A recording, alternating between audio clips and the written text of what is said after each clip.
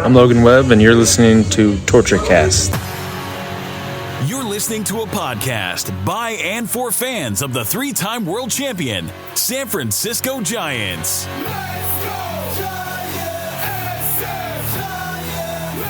With hosts Chad King and Eric Nathanson. This is TortureCast.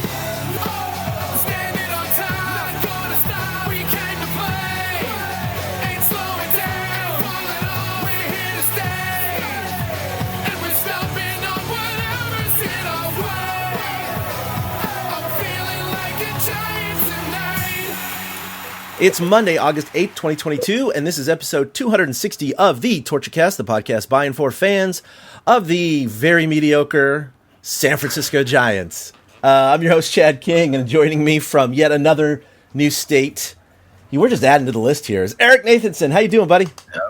I'm doing all right. I'm among the aliens in Roswell, New Mexico right now as I pass through the Southwest. And, No, I guess they're not here for me. Checking that stuff out. Mediocre is being kind, though. Is being absolutely kind about these Giants. It's frustrating to watch. But hey, we got 2 wins to talk about. The whole week wasn't bad. Yeah, at least the week ended off with a little bit of a better taste in our mouths. But it has been a very quick fall, Eric. It's very strange to look back at this team. 107 wins last year. And really, the roster was pretty much the same. I do know, and we can talk about this, injuries have been worse this year than last year, and I get that. That said, the roster it seemed they squeezed every drop of blood that they could out of that roster last year. They had career years. They had everything working on all cylinders. They had the excellent one-run record, those kinds of things, and it all just perfectly matched up. They beat the Dodgers that one extra time. The Mike Tauchman catch might have made the difference in the entire season. And they beat the Dodgers by 1 game. Obviously, we know what happened in the playoffs, but they still hung all the way down to the last freaking at bat in Game 5. So everything just went really, really well last year. And this year they started 14-7 in April, and we're like, all right, picking up where they left off. This team, even though you and I were thinking like 88 wins, 90 wins, something like that. We knew there was going to be some regression. We knew that. Everybody recognized that. I did not think there was going to be this much of a regression, and it's been bad. They're basically officially horrible since the All-Star break. They were swept twice by LA, and not in 3-game series, mind you. In 4-game series, once in LA, once at Oracle. When they were swept by LA in LA, we didn't dwell on this last week because it was so depressing.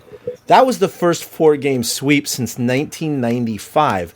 And the Giants are like, why wait another 30 years to do this again? We'll do it next week. They got swept again in a 4-game series, but this time at home. They're now 5-12 since the break. Yeah, 8 of those losses are against the best team in baseball. That's no consolation. They are a bad team right now. There's no other way to you can't sugarcoat this.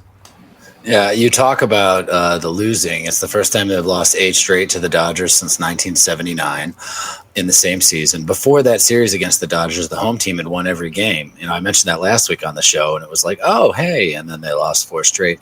The thing that really sticks out to me is, not one of these is a 1-run loss. They're all 2, 3, 4, or more run losses. These are not games that the Giants were in. These are not games that they narrowly lost because one thing went this way or one thing that way. They were just beat down, and they were beat down by the best team in baseball, as the Dodgers have showed themselves to be. They've been on a tear for a month and a half right now. So, there's no shame in getting beat by the best, but at least compete a little bit. And it didn't feel like the Giants did that at all in the 4-game series. Yeah, there was a great image that was passed around, and I know that we shared it amongst myself and you and Willie. It was that graphic of one of the night's starting lineups by salary, the starting 9 and the pitcher. It was like $170 million for the Dodgers and like $17 million. It was $120 for the Dodgers and like $12 for the Giants. It was literally a tenfold difference. It's what are you going to do? You got the talent gap is so wide at this point, and the Giants have been battling injuries, and they just don't have the depth that they kind of did last year. It's just not working out. It's just not working out. But like you said, at least they've won the Bay Bridge Trophy. They can put that in their case for another year. Woo! And they took 3 out of 4 from the Cubbies. So, yeah, great. They beat the teams they should, even though they got swept by the Diamondbacks 2 weeks ago. That wasn't good. But they now stand at 53 and 55, 2 games under 500. Never would have thought that at the beginning of the year. They're 22 games back. Not that it matters. I just think it's fun to put in that number. 22 games back of the Dodgers. But the more depressing aspect is we were talking about last week, and it's like, well, they're 3 or 4 games back. They're still within shouting distance. Maybe they have a hot couple of weeks. They could get right back in it. Now they're 6.5 back, Eric. 6.5. And it's behind the Padres, and they have 2 teams to leapfrog, with now being Milwaukee also in front of them. So, Fangraphs gives them a 5% chance. 538 gives them a 9% chance. Other sites are kind of in between. Kind of sounds about right to me. 5 to 10% chance. And that's obviously would only happen with an incredibly hot couple of weeks, which, I don't foresee with the Giants playing the Padres a lot. They still got to play the Dodgers more. It's just the only thing I can say is that for them to even have a shot, they start against the Padres tonight. The Padres, despite, and we'll get into the trade deadline stuff, despite just, hitting it out of the park during the trade deadline, they've lost 4 in a row, and they just got swept by the Dodgers. And so, ironically, the Dodgers actually helped the Giants in that regard. Otherwise, they'd be even further back. And on top of that, if the Giants can get hot this week, I mean, what if they sweep the Padres and they're selling 3.5? That's really the only course of action I see that even gives them a glimmer of hope. I mean, even if they win 2 out of 3, they're 5.5 back still. It's just too hard. I agree that it's very difficult. The one thing they do have in their benefit is everybody's healthy all of a sudden. Yes. The only guy they're really missing right now is Longoria. But, I mean, Tyro came back, Crawford's back, Bart's hitting better. So, the one positive is that they're healthy. But overall, I mean, it's almost hopeless. And that's what made this trade deadline we're going to get into a little more frustrating is, we've been saying for a couple weeks now, we think the season's over. And Mike's here in the comments agreeing with that. And it's kind of like, what do you do at that point?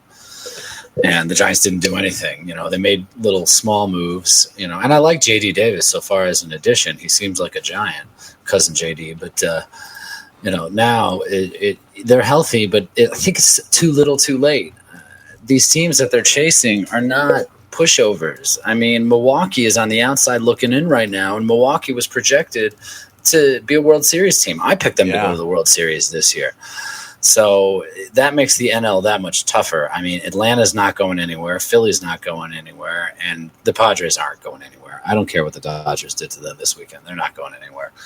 So you're right. This is their chance. But I think 5.5% is generous from Fangraphs. I really, really do. But it's so funny because you talk about the 14-7 April and then the May after that, they still were on track, like 87% to make the playoffs, 90% to make the playoffs. And it's just plummeted.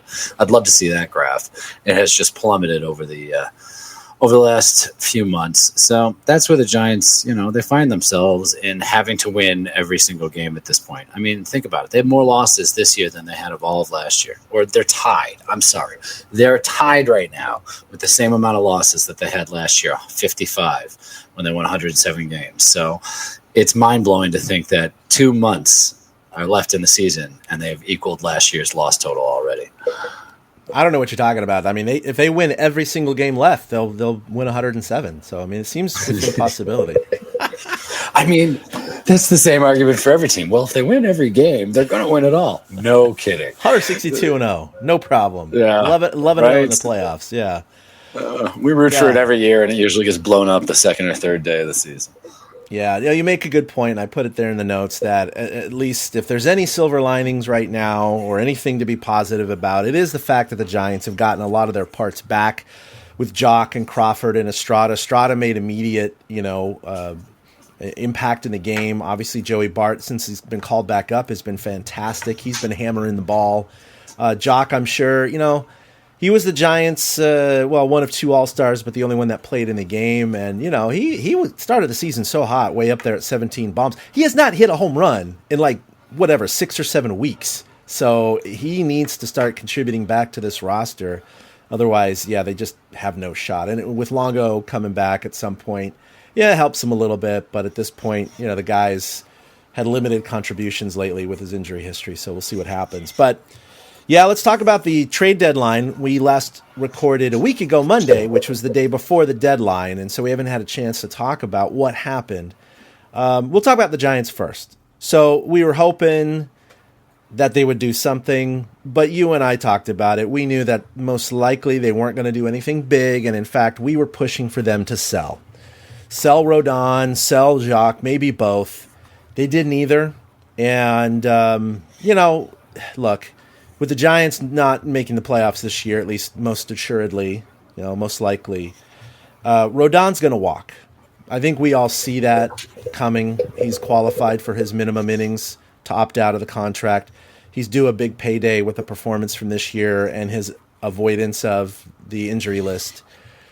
So the Giants, yeah, technically they have a shot at, quote, re-signing him. That's not going to happen. He's going to be with another team. I'm just shocked that they didn't get rid of him. Now, I know Farhan and others are talking about how, hey, look, we just didn't have the package that we thought was worthy of it. Because I'm sure other teams did want to lowball the Giants, knowing that he was going to walk, knowing that the Giants were probably semi-interested in giving away a rental. So maybe the offers were low balls. I don't know. We will never know what those offers were. That said, they're going to get nothing for him.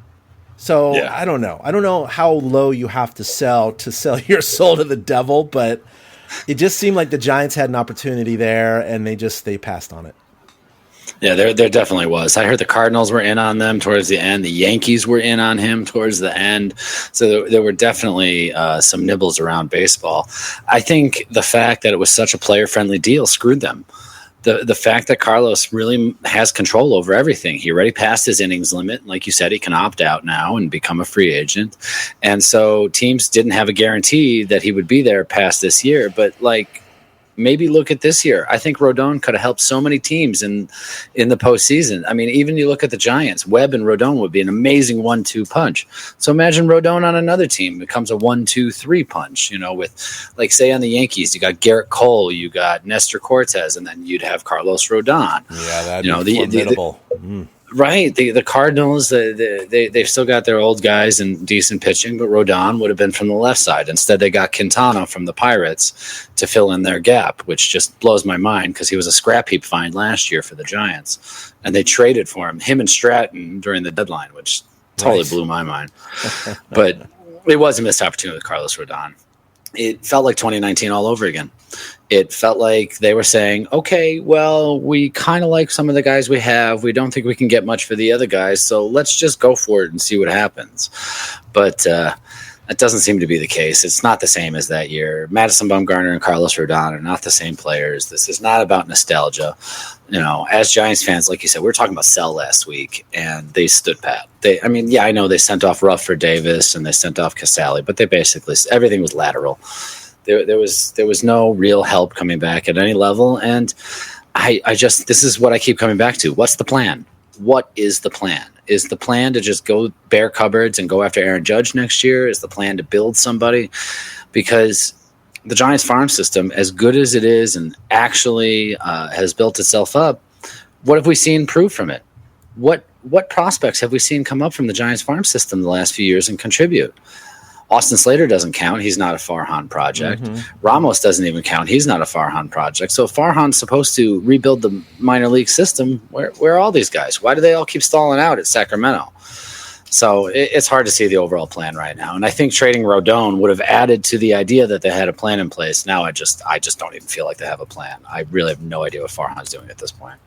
Yeah, you mentioned the moves. Giants did move Darren Ruff. Apparently, he's a clubhouse favorite. And, it's hard with really only guys left on this team from the 2012 and 2014 championship teams, right? We're talking Crawford and Belt. And, we kind of start like no one else, right? So we really don't have those star players anymore. Posey's gone. And, Ruff wasn't a star player, but he was kind of a mainstay. But they traded him to the Mets for J.D. Davis, who's a local boy from Elk Grove. And they also got left-hander Thomas Sapucki Sorry, I always butcher that name.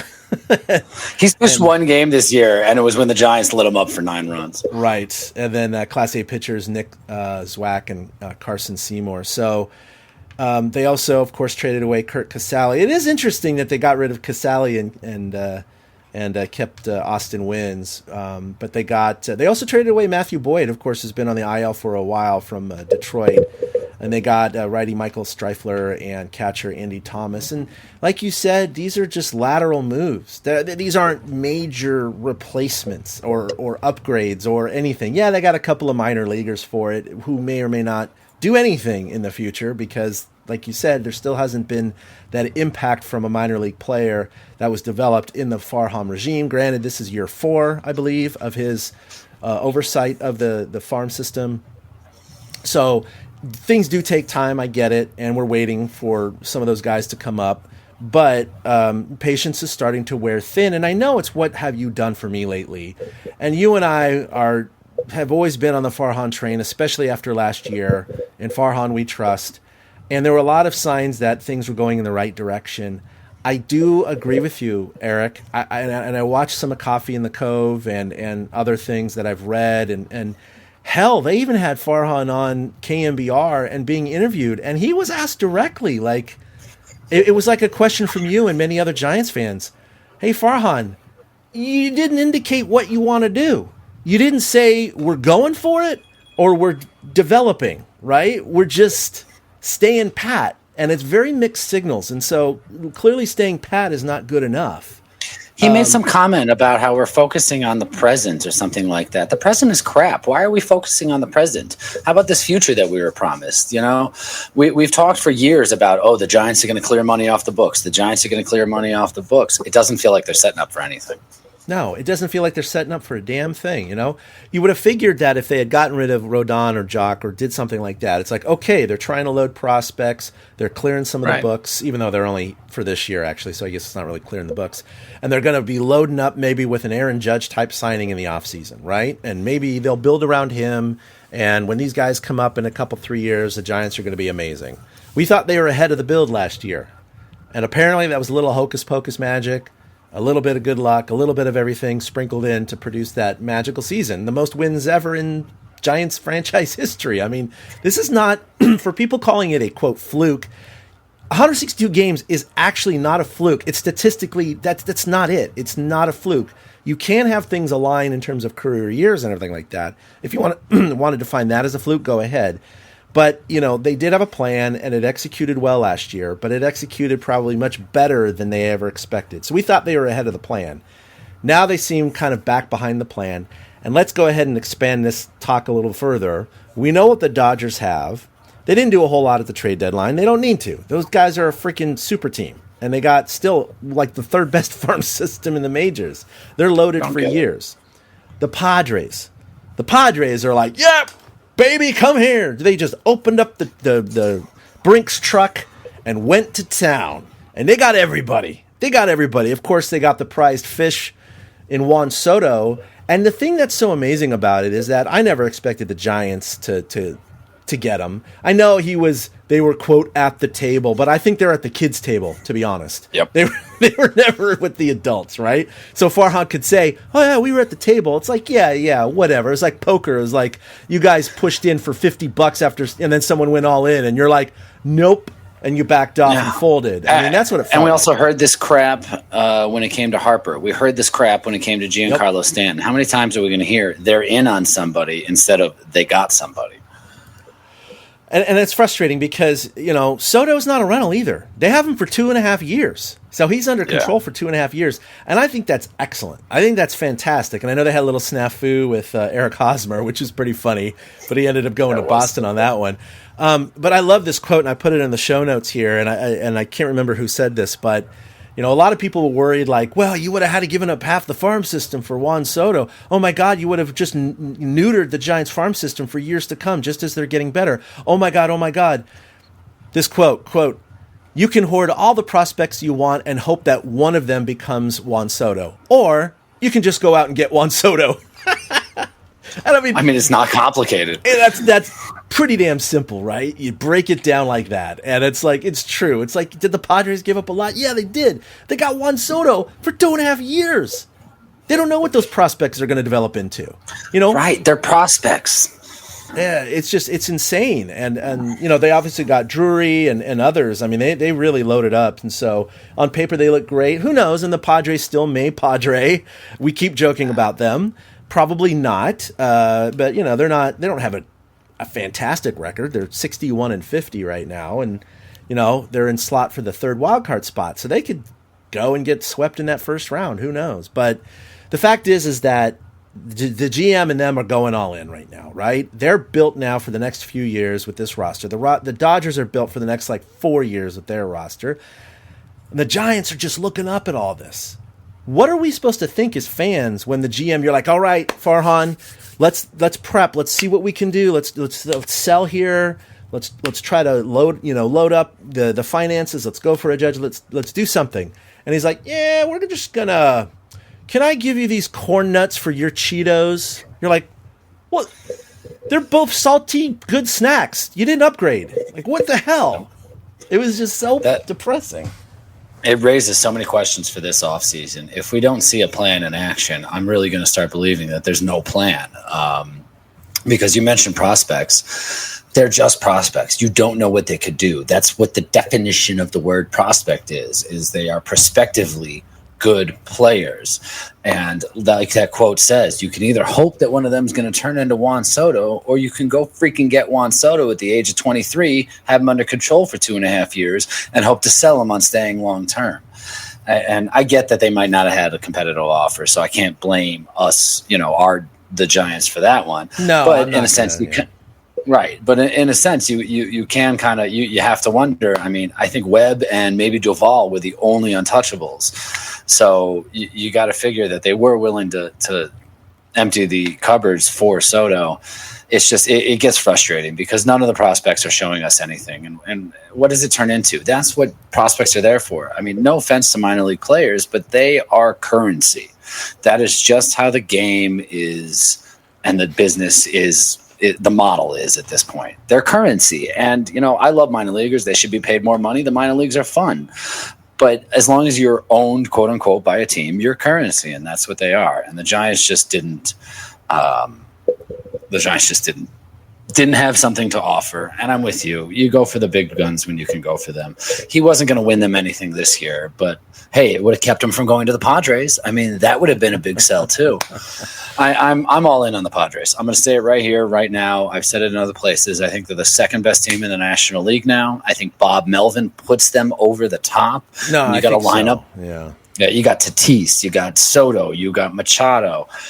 That's such a tough big three to deal with. Josh Bell is nothing to sneeze at. They've got pitching with you and Musgrove and Snell when he's actually on.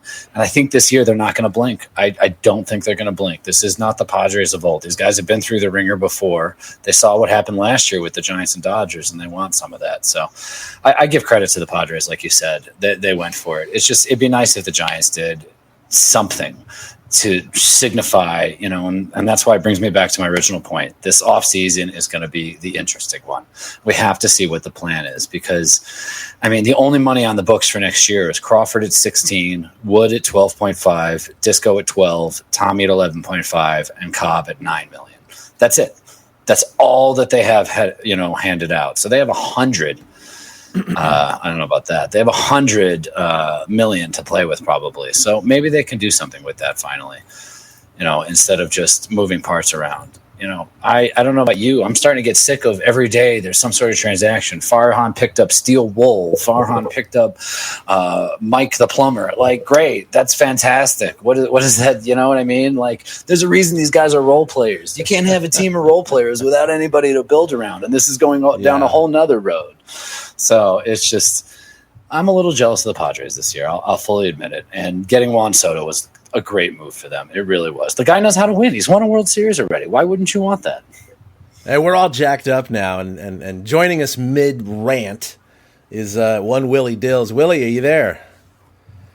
How's it going, guys? Hey, man. Hey. My audio quality is probably not the greatest. Unfortunately, I'm on my laptop, but I don't have all the inputs I need to get my My mic's working on this bad. No worries. Boy, You sound good enough. Yeah, you sound all good. right, cool. So yeah, I just heard the tail end of the what I think most of the Giants fans are feeling right now. And I've gone through the I'm like in the fifth or sixth stage or whatever. What is acceptance and then like finding excuses for your like the 7 stages of That's grief what or I'm whatever. Googling. Yeah. Basically, okay. This is. I know that this has not been said by anybody, but this is the sense that I get is that the Giants tried, never got a deal that made any sense to them, and just never were able to pull the trigger.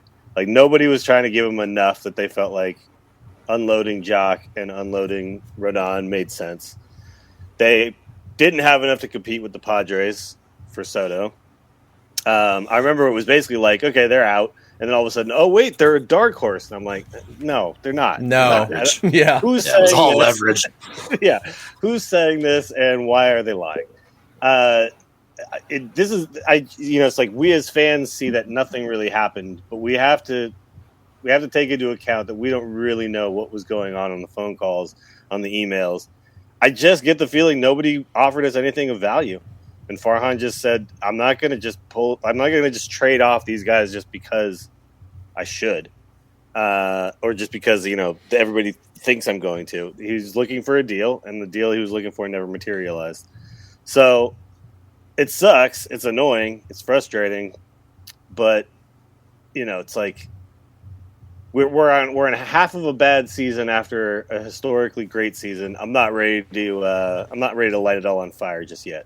So I do agree with what you said, Eric, though, about next season the off season is a big pivotal season. This unless we were going to land Soto and land a whole bunch of awesome dudes, we weren't going to compete this year. And unless we were going to get awesome prospects for Rodon and for Jock, it wasn't really going to do what we needed it to do for next season. So honestly, it's just, okay, get this money comes off the books. We're not getting anything of value back. Then the offseason is where it really makes or breaks us. And if we still see nothing of value happen then I will light my torch and I will grab my pitchfork. But until then, we're not going to – once Soto goes to the Padres, are we really going to try this year? Is that really an option? Like at that point, it's like maybe this is a throwaway year. Because if he went to the Mariners, right? Like, okay, he's not in our division. He's not even in the National League.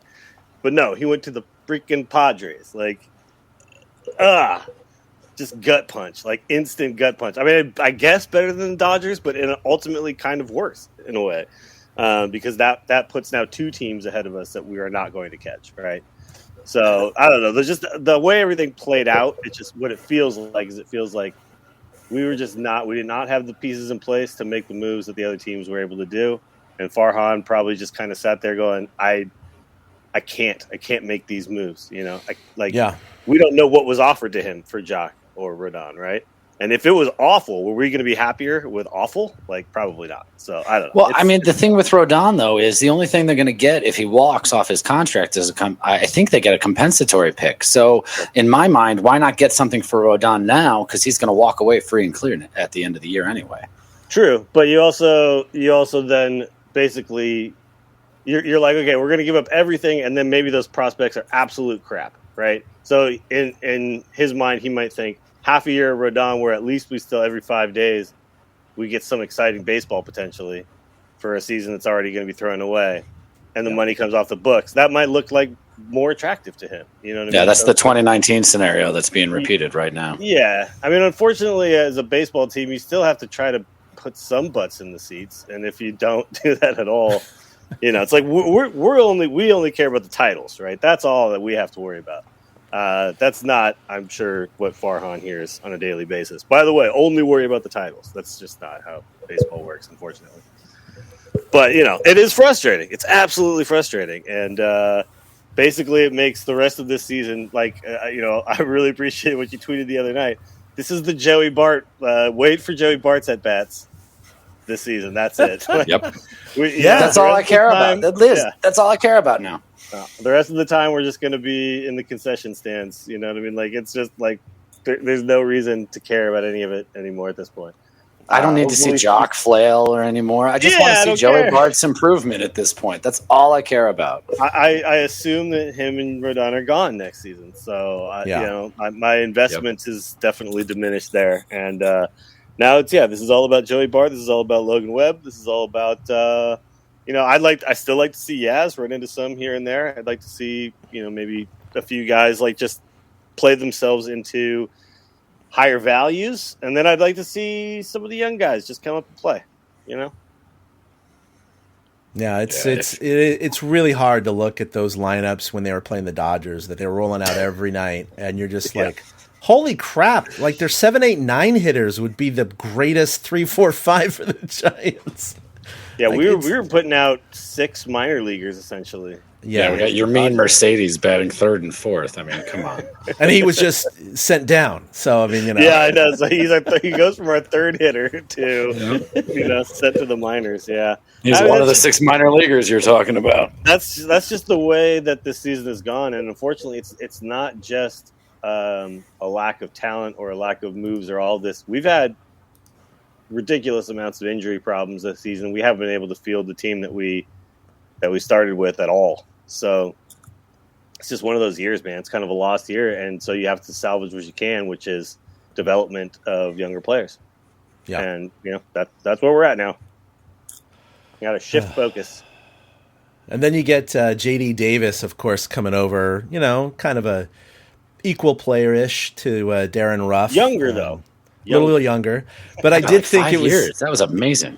It was interesting. Hey, look, if I had ever, been good enough to make the major leagues and I was traded to the Los Angeles Dodgers and someone found tweets that were 10 years old and were like, Dodger hater for life, I'd be like, well, yeah, it is what it is, but I'm playing for the Dodgers now and that's my career. Well, J.D. Davis, of course, grew up with a massive Dodger loving family. And so they've dug up all of his old tweets from 2012, 13, and 14. There's a whole list of them. It's pretty extensive.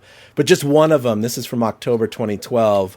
But he's like, don't be mad, it's just one game. I'm a fan of any team facing the Giants. Hashtag diehard Giants hater. So, wow. Yeah. But did you... Many more. His dad bought a Giants hat. His dad, after JD's second homer on Saturday as a Giant, his dad went out and got himself a Giants hat. Yep.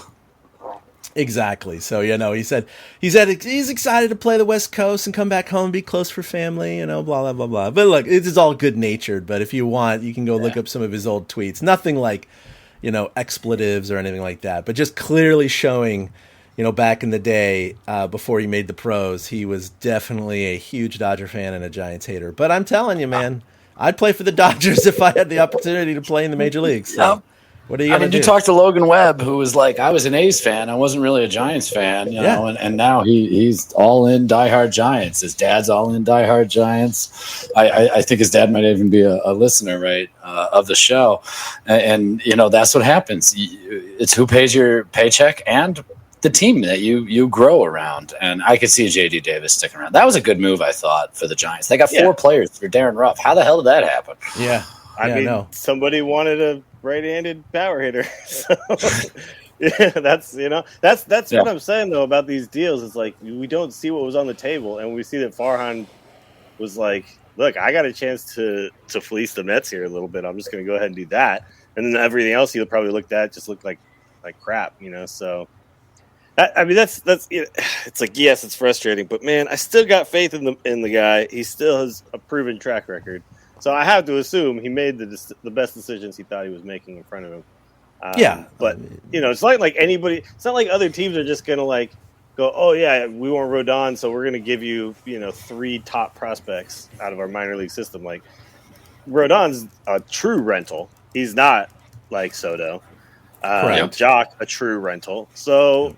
We can't expect other teams to be giving us gold in exchange for And they have to be seriously competing, and that has to be the one hole they need to fill, right? So, like you say, doubling up on Farhan making good moves. I also felt like they fleeced the Brewers a little bit by signing Trevor Rosenthal 2 weeks ago, working him out a little bit, and then flipping him to Milwaukee for a guy who just got drafted within the last couple of years. I think his name is Tristan McKenzie or something like that. He's an outfielder in the minors. But the fact that they got a guy who was drafted in the 7th round just last year for a guy they signed off the street 2 weeks before, that was another great move by Farhan. So I definitely agree with you that I have faith in some of the moves that Farhan's making. I have faith in his vision. He was asked if he had ever. I was going to say he was asked if he had ever traded guys who had never played for the active roster because he did two, right? Yeah, exactly. And he's like, no, I never have. Really I mean, I think the hard thing as fans is that we have to endure a half a year of this, right? But as an executive, I mean, I've played out of the park baseball. Like sometimes you just don't have the pieces. You're just like, all right, I got to make some moves and hope the draft is kind to me, and then we'll see what. That's why I keep losing in the playoffs on OOTP. Oh my god, it kills me. I get to the playoffs with 105 wins, and then I get swept in the first round. It's like, what happened?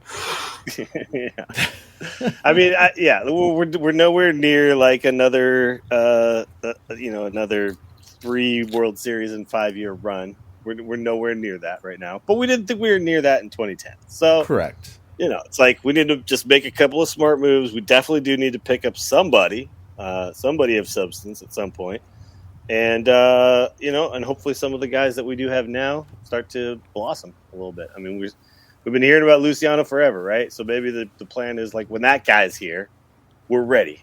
I don't know. We'll see.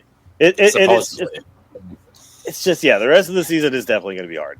It's going to be hard, and that's no, it's that's our cross to bear as fans, right? Yeah, and we're talking reasonably. And before you joined, Willie, that we've always been, especially after last year, even during last year, it was in Farhan and Kapler we trust, and we've expressed our frustrations now with what's going on because there doesn't seem to be a signaled direction in which the Giants are going. So it's kind of uncertain where they're headed, and they haven't outlined a plan. And, Farhan talks in generalities, which I know all GMs have to. I get the game, right? Like, are you ever going to spend $100 million on a contract with like an Aaron Judge? Oh, well, yeah, we can't rule that out. And it's like, they don't say yes, they don't say no.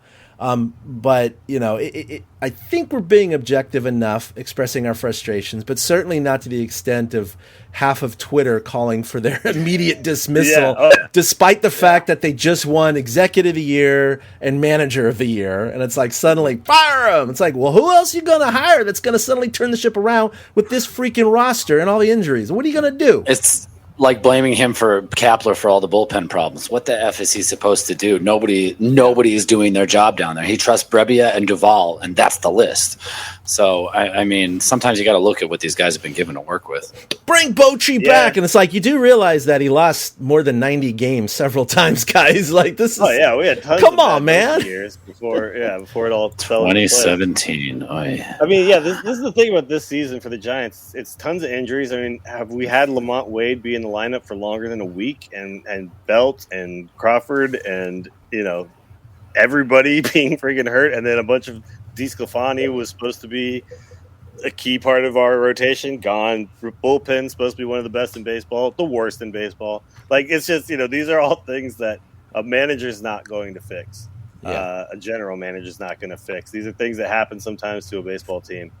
And it is crazy that I don't know who people expect to step in and like fix it, who doesn't actually strap on and get out on the field. It's crazy. Like, they really. That's what we were talking about. With a magical sauce. It's not. There's nobody to step in. None of these prospects that we've been hearing about, Luciano, Ramos. I mean, Harrison seems to be the best pitcher ready to come up, but nobody's there to step in. That's the problem. And I know for me as a fan, that's where I'm starting to get frustrated. And that's why I keep saying I don't see a plan. Because if there was a plan in place, these guys from the minors would start integrating into the ball club instead of flatlining in Sacramento. Yeah, it is weird when you hear about a guy like 5 years ago, and then 5 years later, we're still like, he's a couple years away. Yeah. Like, okay, wait a minute now. Like, how long does it take to develop these guys? Because, Juan Soto's 23. Where's our guy who's 23 who's playing in the bigs? It's like Bart, we're still unsure of at 25. That's very frustrating for sure. It is, man. Well, the Giants have potentially Longoria coming back, so I have a question for Eric because I know you guys talked about this on Sunday, yesterday, Coffee in the Cove. What happens? Who goes? God, that's a great question because Villar's already been put down. Vossler's already been put down. I mean, maybe they have to juggle Listella onto the DL again. I mean, literally, there's no room. Estrada would be the only thought, but I don't think they can get rid of Estrada. He's one of their best hitters. There's no room on the roster for Longo. That's crazy. Yeah. It's probably going to be an outfielder at this point. I mean, who's left? Yermin just got sent. Who's left that shouldn't be on the ball club anymore? You got JD Davis. Bryce Johnson kid. Oh, that's right. I bet he's the casualty when Longo comes back. Yeah, even though he's an outfielder, but I bet he is because they feel like they can move other guys. JD Davis apparently can play the outfield a little bit too, so maybe they'll shove him out there. But I mean, that's the problem though, is they've got these guys like Longo. Okay, Longo's coming back. We're going to play him every day supposedly, and then it kills the rotation of stuff. And that's why we're going to talk about this in the offseason. The Giants need to put together a core that plays day in and day out. Enough of this platoon bullshit. Enough. I'm so tired of this because what player is going to want to come play half the games? What player is going to say, oh yeah, I'll sign up to hit 300 times a year instead of 600 times a year? It's not going to happen. So I think that's a big thing we'll have to talk about in the future, but that's what the problem is now. I mean, you look at, it'd be awesome to have an infield of Longo, Crawford, Listella, and Belt. And then you got Flores floating around and Estrada floating around. You got 6 infielders there when you really only need 5 usually. So you're right. Bryce Johnson's probably the odd man out at this point. Yeah, no, it's hard. And the Giants don't have any star power right now. And just from a marketing standpoint, their attendance is down. Nothing like, to worry about. But, hey, look, the owners and the shareholders, they pay attention to this stuff. They see that the, standings and the ticket gates are down and everything like that, and they're looking towards the future. And, yeah, they can do promotions all they want. This year, Will Clark's retirement, that was great for a day to bring a bunch of butts to the seats, right? They just announced Hunter Pence is getting his plaque on the Giants Wall of Fame at the game before the Dodgers on September 17th. That'll draw a nice little crowd, right? They have all these little things happening. I'm sure in the future, like they have the 2012 World Series reunion coming up, right? And they're going to have appearances by Buster Posey, and they're going to have bobbleheads with Scudero and Posey and others. I think it's Pence. So they have all these little things, which is great, and they're going to lean on those World Series years for quite some time. But, yeah, going forward, the Giants, if they cannot put a winning product on the field like they did last year with a bunch of no-namers, although they did have Buster Posey last year, now that Posey is gone and the roster is not proving itself this year, what are they left to do? They got to go get someone this offseason. They got to compete. They got it. That's their only shot. Literally a week before or 2 weeks before, whatever that game after the All-Star break was, the Dodgers broke the record for this season attendance against the Giants, right, in LA. And then cut to, a couple weeks later, I'm at the game against the Dodgers in Oracle Park, and that damn stadium was empty, man. It really felt, it was frustrating to sit in those seats. And I was, by the way, I haven't told this story yet on the show. But, I was gifted those tickets by the Dodgers general manager. So yeah, I was sitting in the Dodgers friends and family section, which wasn't that full. There was definitely more Dodger fans around me than Giants fans, but it wasn't. I was kind of, when I was told that, they were like, "Hey, by the way, don't wear a bunch of gear and don't scream and yell a bunch."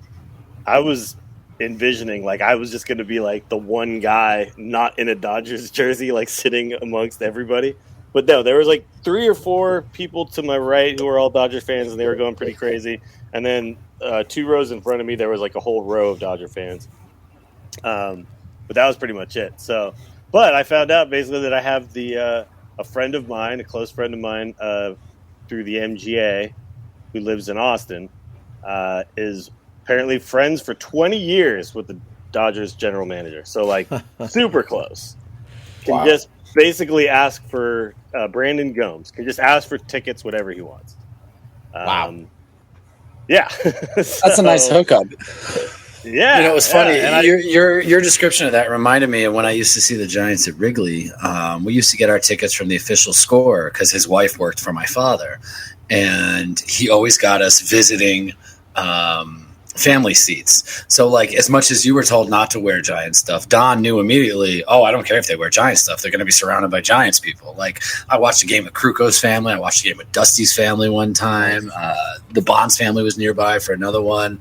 You know, so those visiting comp tickets, you know, sometimes they're not too bad at all. I know at least I enjoyed them. The seats were fantastic. We were sitting lower box 107, and it was basically right where, so that's first base side, and it's basically right where the like overhang of the upper deck is. So it actually had rained a little bit that day, and I was like, we'll be fine because we're sitting like row 35 or whatever right underneath. So yeah, it was just like perfect, like no wind at all on a night in San Francisco, night baseball in San Francisco. I never put I got there and I took my sweatshirt off and I never put it back on. Wow. You know, just beautiful. Like, it just great seats, which you would expect for the friends and family section. But it was just, it was quite a treat. Unfortunately, the Giants got their asses handed to them that night by a very clearly better team. But it was a cool experience. And, like, I know, Chad, you've talked about sometimes if it's a playoff-like scenario against the Dodgers, it's hard to get into the press box. So I have another avenue I can explore now to try to get into some of those games. So hopefully that is a thing that can come through. Hunter Pence Day. There you go. You should go back for Hunter Pence Day. Oh, yeah. Yeah, for sure. Now, it'll be interesting how the Giants wrap up this season, given the fact that, their playoff chances are so low. So it's like, where is the team pointing? Where are these potential free agents going to go? Are these guys going to walk? A lot to cover. But, post All-Star break, as we know, the Giants are only that 5-12 mark, and really since like mid-July, they have one of the worst records in all of baseball. So they've been bad for a pretty extended period of time.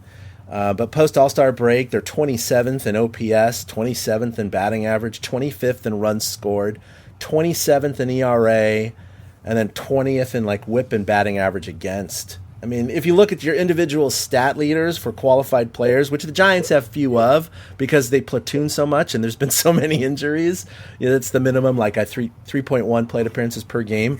You have Wilmer Flores at 58th in OPS.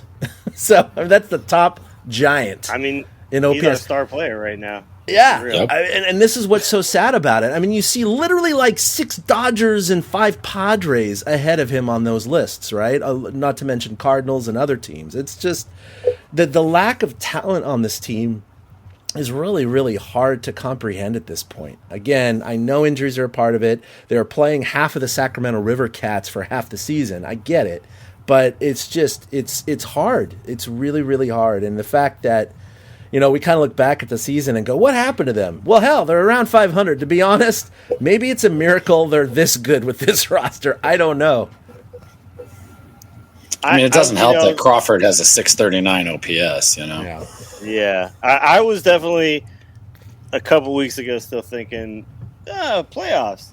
At this point, I'm not thinking that at all. We're 6.5 games back of San Diego, which I gotta think is going to widen that margin. So who do we catch? We catch Philadelphia or Atlanta?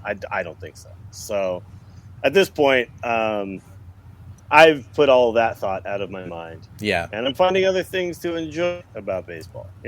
Like I just want to see Yaz run into a few. When he hits one, it's a pure moment.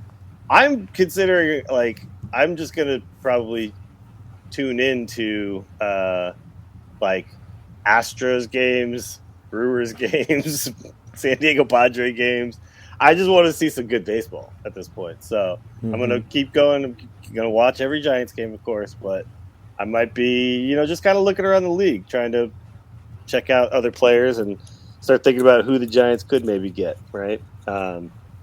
But I have to find some way to still enjoy baseball for the rest of the season. But I have no hopes anymore at all for the playoffs. Yeah, before you came on, I talked about it. All these losses since the All-Star break, none of them have been by one run. Every loss has been by two or more runs. Yeah. Right. So they're not just losing games; they're getting killed. You're right. Yeah.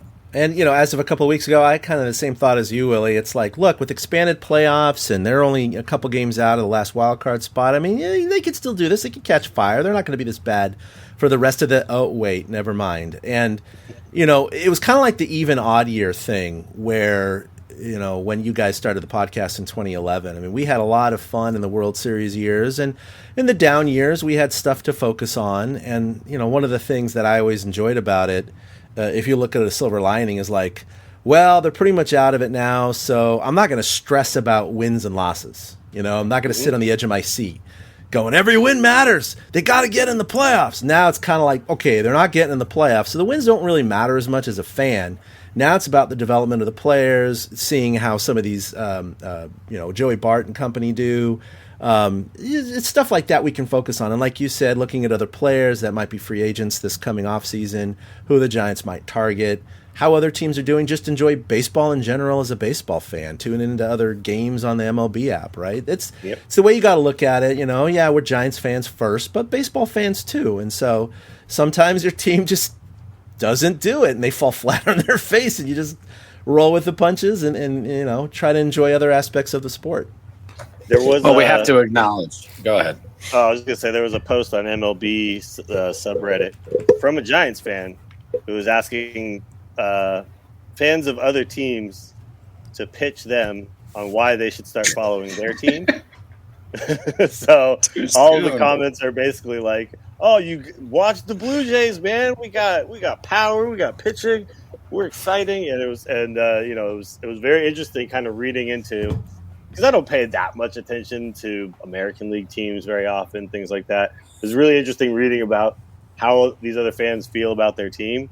And then it was really, really sad that everybody just was like, oh, yeah, I get why a Giants fan is looking for another team to watch. They're terrible right now. And that's why I was going to say. We have to acknowledge, because I know we should move on from this, but we have to acknowledge that the reason we're so disappointed is because of 107 wins. Yeah. As much as we don't compare this team to last year, because it's obvious they're not last year, that's why our expectation level went from here all the way up to here, is that we thought that they were as good as they showed, and now we've learned otherwise. But those fans looking for another team, I mean, they should hang around a little bit. It's not like the Giants are dead in the water.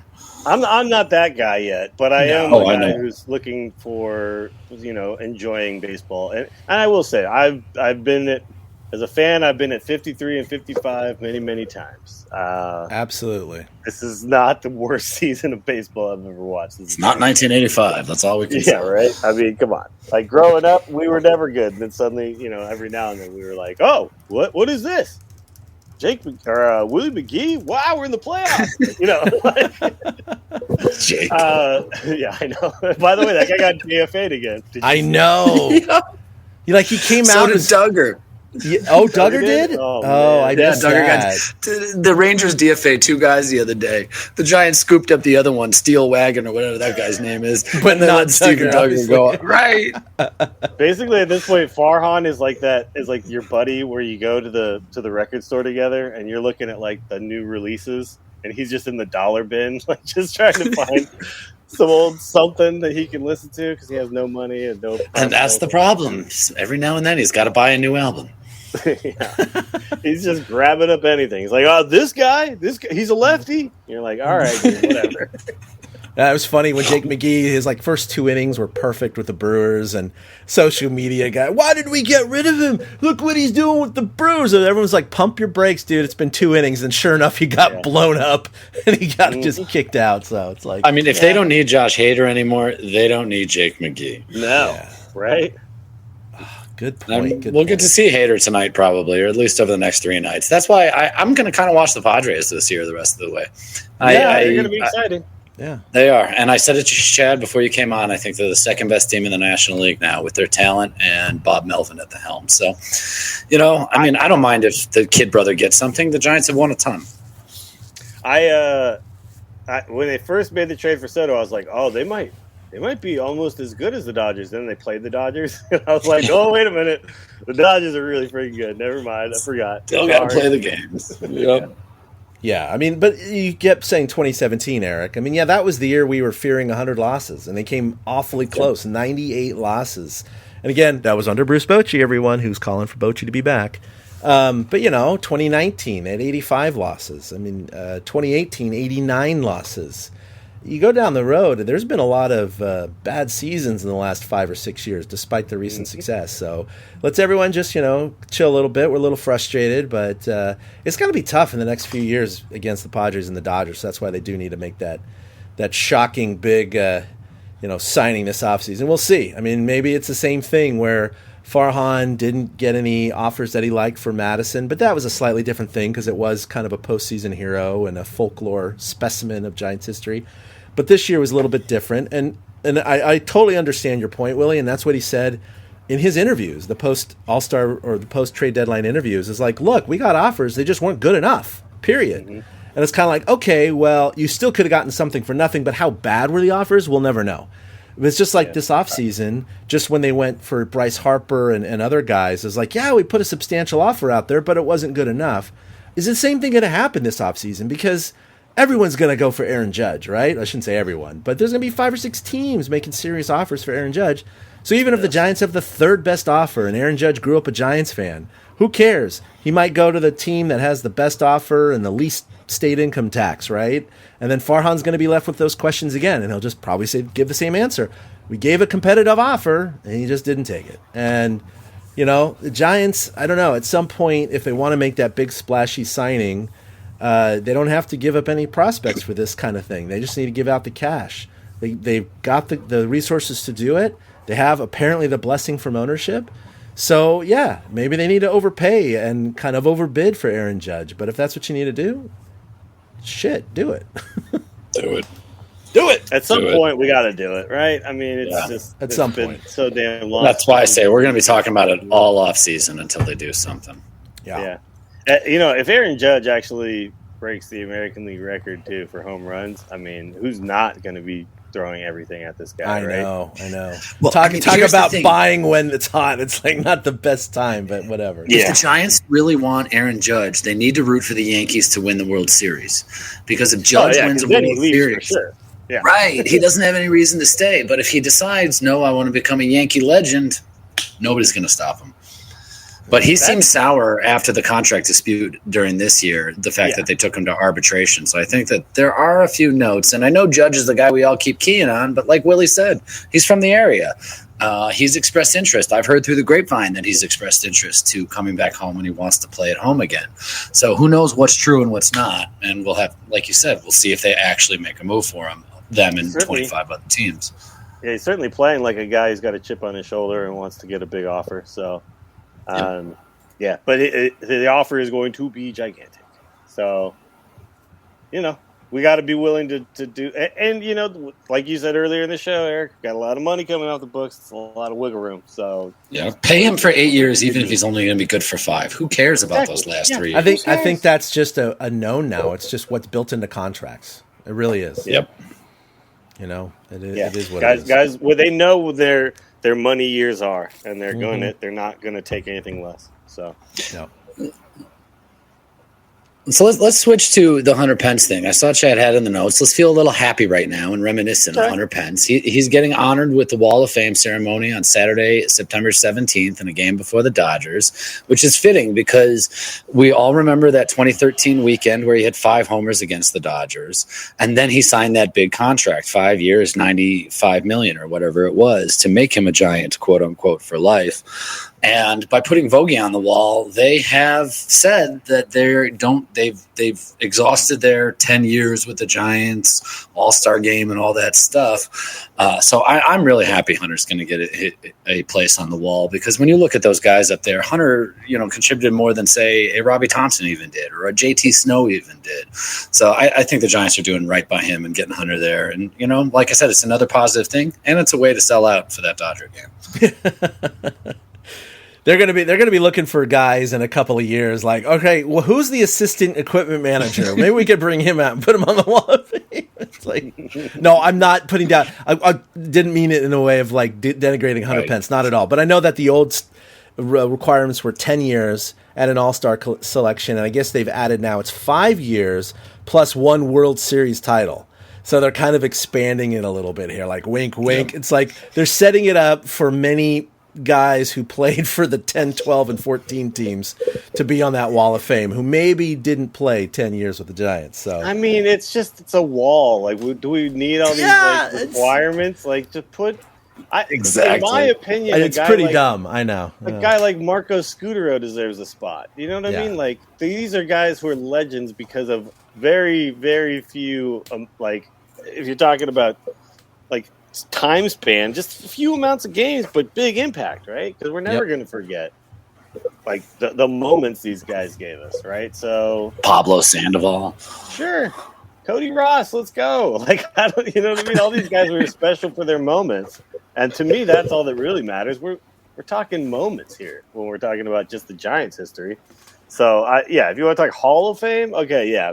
It used to be you got to have 3,000 strikeouts or 300 wins, or you know what I mean, like 3,000 hits. Like these were the things that mattered.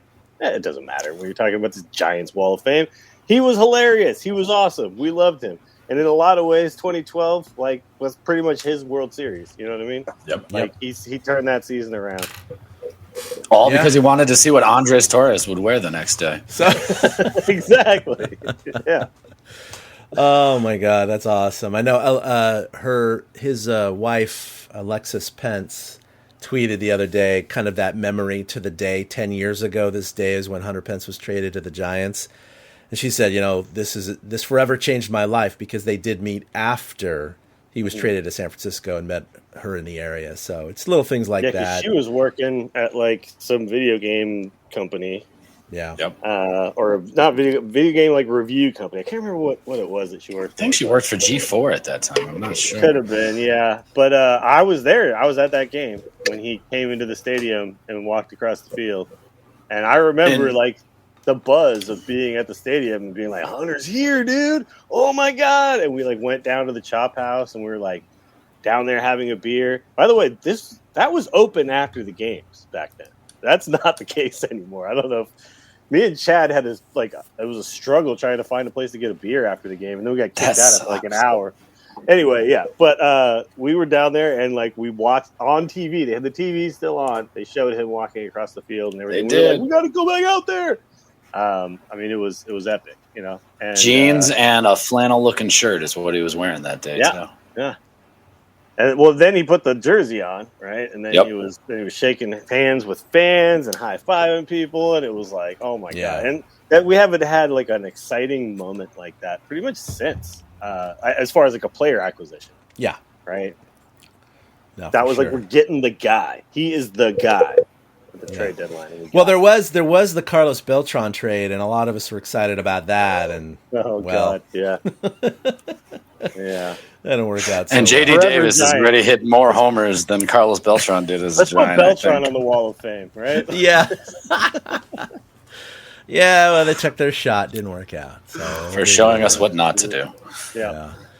All right, well, as we wrap up, I just wanted to mention real quick, we're not going to talk about who's not, because that's really the whole team, but who's hot. Everybody else? Yeah, everybody else. I do want to acknowledge Joey Bart. I mean, obviously, since he came back up, he's been playing really well, and as of late, he's 10 for his last 26 with 3 home runs. That's a 385 clip. He's hitting the ball with authority, striking out less. He's walking about the same, maybe a little bit more. But the point is that he seems to be settling in. Maybe the pressure's relieved a little bit. Maybe he just feels more comfortable. I don't know. Maybe Will Clark helped him like he was talking about. But the point is he's starting to settle in and locking in and being a bit of a player that we would hope he was going to be. So it's good to see. And now his average is above the Mendoza line. So yeah, he raised it from – yeah. Yeah, well, it looks to me like he's still swinging as hard as he ever was, but he's – like starting earlier. Is anybody else seeing that? Because I was trying to figure out exactly what mechanically they changed, and the swing still looks fairly similar, but it looks like he's getting on the back foot a little earlier while the pitcher's getting ready to deliver. And so he's just like catching up to the ball better. Because it seemed like what he was doing was just like behind fastballs forever. Like I was like, he was. He missed all the 95-mile-an-hour fastballs he faced for a while. Yeah. He's got this bat speed, right, that I've heard about. When he hits the ball, he hits it a mile. So why can't he catch up to a 95-mile-an-hour fastball? But apparently, he was just starting late. So. He's more relaxed too. If you notice his hands when he's at the plate, he's not grinding the bat anymore. He's kind of loose and standing up there like he's a lot more comfortable than he used to be at the plate, and that makes a big difference. I mean, he's raised his batting average from 185 to 212 since the All-Star break. That's pretty freaking good at this point. Yeah, and like the striking out less, that's all you really need to fix with a guy like this, right? Just hit the ball, dude. Hit the ball, because when you do, it goes far and it goes fast. So he's going to get a lot of like hard smashing ground balls that are going to be hits, and he's going to hit these home runs that are ridiculous. I mean, the couple of home runs he's hit, 3 home runs in the last 2 weeks? Yep. Some of them are just absolute bombs, dude. Yeah, well, that one from a little more than a week ago, we talked about it last time, is the hardest hit ball by a Giant in the StatCast era. It was 114.5 miles an hour. So no Giant has hit a ball harder since they started. Quick question. I don't know if you saw it when you looked it up. Do you guys know who he hit one harder than to get that? Who had the previous record for hardest hit ball by a Giant? A StatCast? Well, I remember Mercedes the other day was ridiculous. Still not as much. I remember that one, but no, I have no clue. Mac Williamson. Oh, wow. Oh, Mac. Wow. I mean, that guy did nut the ball sometimes. Right, absolutely. So it made sense. Yeah. Is he playing? Yeah. Well, last he was going to be playing in Korea. I actually haven't been following him, so I don't know if he's still playing. He was a big boy, dude. I remember being somewhat excited. Let's see. Yeah, 2018, 2019 he played. What the hell? Okay, yeah. He played in 2019 and then nothing after that. All right. Yeah, he played in the KBO for a year, but with Samsung. But I think he's done. Yeah. Wow. Sorry. So what is he doing Mac now? Williamson, Jonathan Mackenzie Williamson Holt.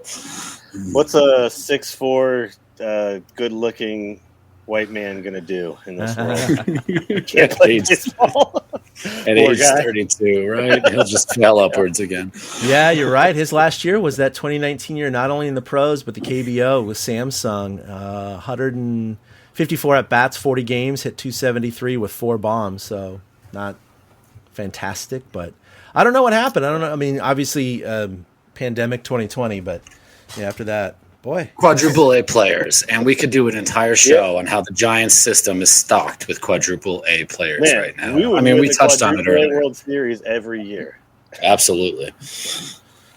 Yeah, so he was last signed by the Washington Nationals, and he was last released in May of 2020 during the pandemic, and he has not signed on with anyone since. So there you go. Wow. Well, go get your real estate license, I guess, Mac. I don't know.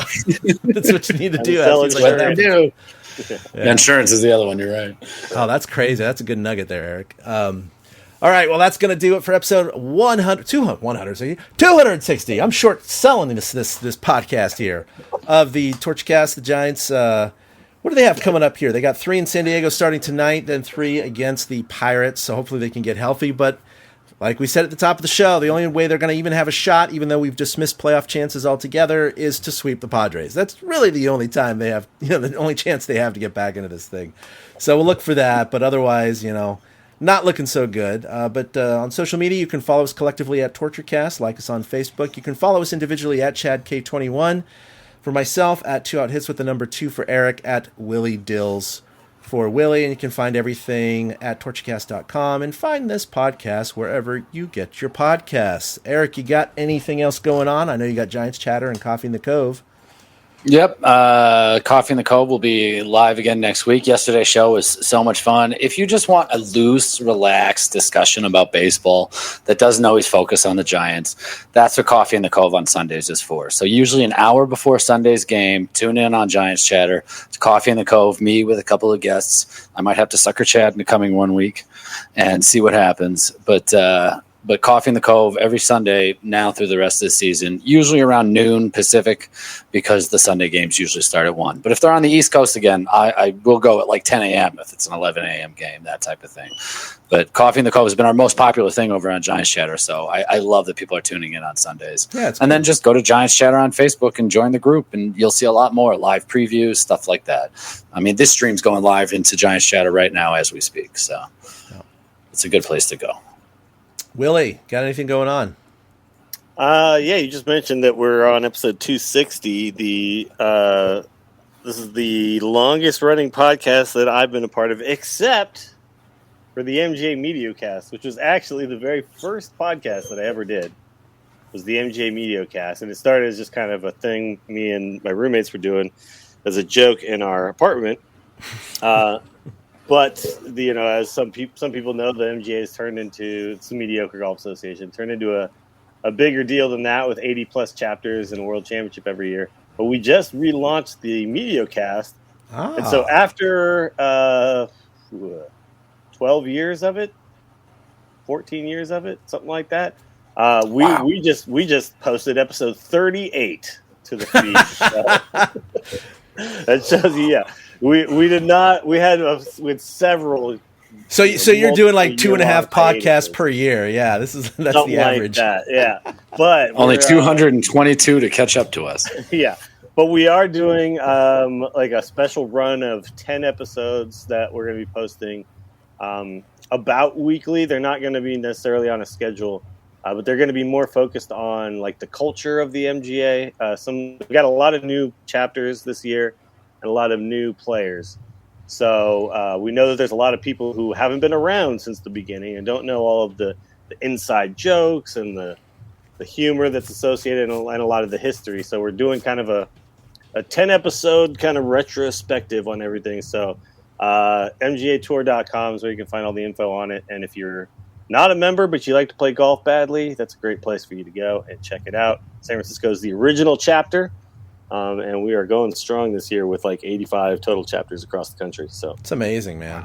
It's the only way I know how to play golf. Yeah, mediocre. That's the way to go, baby. I'm below mediocre, but that's another league I need to join. I agree. I've seen you play. Yeah. You swing hard though, which I respect. Yeah. Definitely try to nut the ball, and then things after that I cannot control. Sometimes when you hit it good, though, it's awesome. Oh, you know yeah. For 2 out of 18 holes, I'm good. Good. It's like a clock is right, a broken clock is right twice a day. That's like me. It's a 111 batting average. Yeah. Look, in golf, similar to baseball, most of the time you're going to fail. Okay, yeah. So. Oh God, I do need to golf more. I do love this. I actually do enjoy the sport. I love the camaraderie. I love everything. It's just that when you get out once, if that, per year, and you don't go to the driving range, you're working with no skills, no set of skills, baby, no refinement. I'll tell you what, you're never going to blow your knee out rounding second base on the golf course. Right? That's right. Good point. Yeah. Yeah, there's the whole getting drunk and falling into a sand trap. But other than that, could happen. Yeah. I mean, that's possible. That is a risk you should be willing to take, though. Exactly. Yeah, tipping a golf cart, things like that can happen. But it's hard to tip a golf cart. I've tried. More stories from the MGA. Right. Tune in to Willie's MGA podcast to hear about tipping golf carts. Oh man! Well, all I know is that I've attended I think 2 MGA events, and one of them dealt with a lot of drinking and a guy who sharded his white pants, and so that was fun. Wow. You had the real MGA experience then. It was fun. Yeah, the debauchery ensued. It was good though. Yeah, it's like going to a ball game in Wrigley's bleachers. My goodness. Oh, yeah, it was definitely fun. But all right, well that'll do it. Thanks for everyone for joining, and we'll see you probably not on Monday. I do have a work obligation. I'll be out diving all next week, but we'll get back to you with a schedule. Hopefully, we can come back within the next 2 weeks. But thanks for listening, and until then, have a fantastic week, and we'll see you later. Boom. A big thank you to everybody for listening to the Torture Cast, the podcast by and for fans of the San Francisco Giants.